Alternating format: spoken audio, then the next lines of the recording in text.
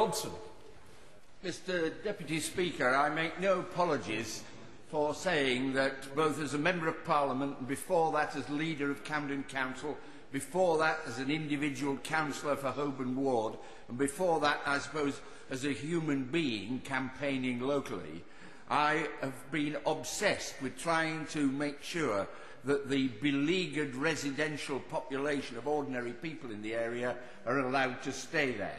But that does not mean that I believe that spending £20 billion on housing benefit is a sensible use of public funds. Not a penny of that £20 billion actually goes on building flats or homes. It's just used to subsidise rents that ordinary people can't afford. And I would remind members opposite of both parties that 100 years ago, Winston Churchill rightly said that rent is a preliminary tax on all economic activity. It was 100 years ago, and it is now.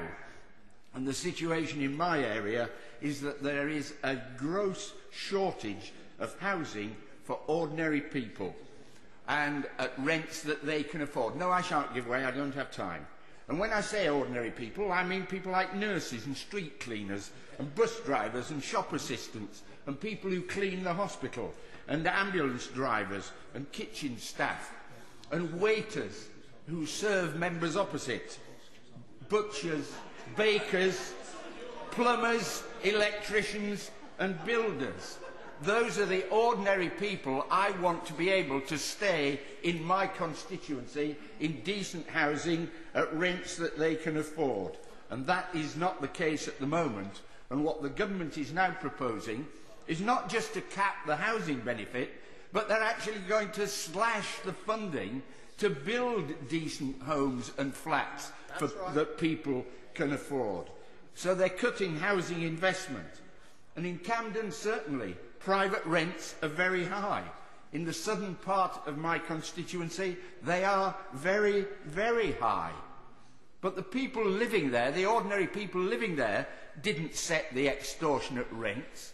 Grasping landlords set the extortionate rents and then gave some of that rent to fund the Tory party election campaigns, election in and election out.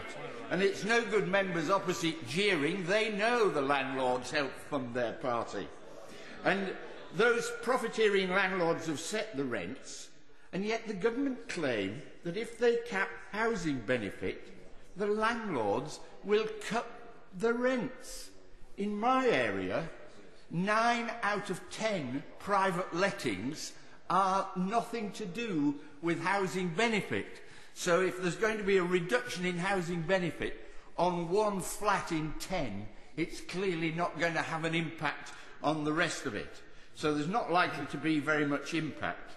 And if we look at the cap, honourable members, all sides of the House, who live outside London, rightly get an allowance for a flat, a 1-bedroom flat, so that they can live in London. The going rate, according to IPSA, is £340 for a 1-bedroom flat. According to this generous government, the going rate for a 3-bedroom flat, if you're on housing benefit, is also £340. Well, if it's the going rate for a 1-bedroom flat, it can't be the going rate for a 3-bedroom flat, and it just shows how unfair this system is. All the talk about the unemployed getting housing benefit is significantly misleading, because at least a third of the people in my area on housing benefit are in work. They're struggling to make ends meet. They're sending children to local schools. They frequently rely on support, both financial and practical, from family and friends. Many were homeless, and then they were urged by the Liberal Democrat Tory Coalition Council in Camden to rent in the private sector, and told it would be okay, it didn't matter what the rents were, housing benefit would cope with it. Or as the Right Honourable Gentleman, the Leader of the House, said some years ago, housing benefit would take the strain. And having told all these people that housing benefit would take the strain, the Lib Dem Tory coalition here now takes away the money that was going to help them. And so I believe that that is wrong. I believe that a lot of people from my area will be pushed out. They will be pushed out to outer London, where they don't want to be, amongst neighbours who don't want them to be there, which doesn't seem a very good formula for establishing decent communities in outer London. But it's also worth bearing in mind that some of those areas in outer London already have a higher level of mortgage and landlord repossessions than inner London. But it isn't just the people in work, there are people out of work. Three cases came to my advice services this weekend. They were all well-spoken, middle-class people who'd hit a bad patch.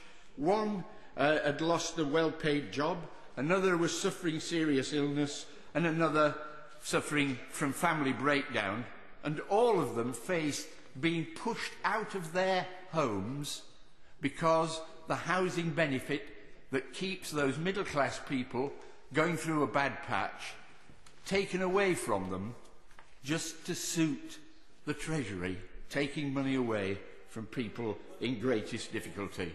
And so we've heard of the Highland clearances.